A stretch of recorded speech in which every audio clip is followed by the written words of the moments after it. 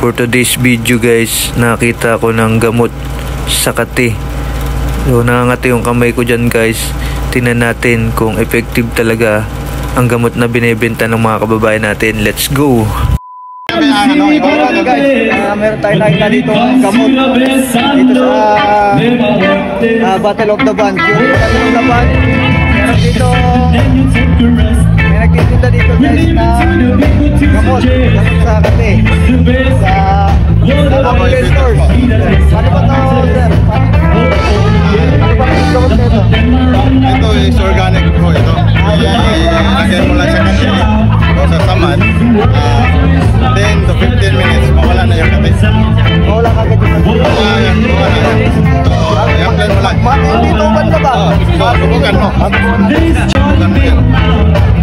Para malaman. Ito kapag makati, pag merong makati sa katawan nyo, ito yung gamot. Konting apply lang. Ayan, may makati sa katawan na ito. Ayan. Baka pati guys, no? Ngayon natin kung mawala yung kati ha. Wala nga yung kati. Kasi kanina nakakati yung ganito ko. Magkakapera ata tayo.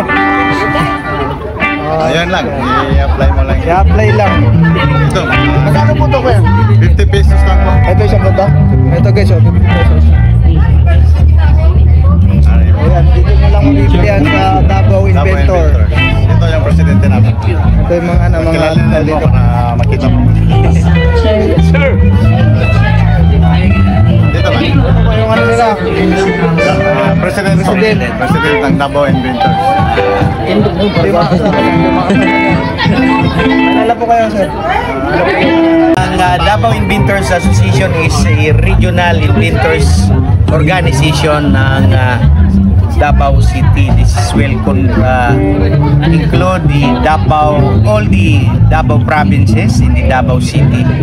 So ang members ng Davao Inventors ay mayroong 40 hanggang 50 ang active ng mga members ng Davao Inventors. Pero itong 50 na ito ay mayroong kanya-kanyang inventions or innovations, kanya-kanyang product na dinidevelop. Iba't ibang industriya ang mayroon ang mga Davao Inventors Association. So hindi lang ito makikita, but sa gagawing exhibit sa Davao by araw ng Davao by March, ay doon makikita ang lahat ng mga produkto ng Davao Inventors Association.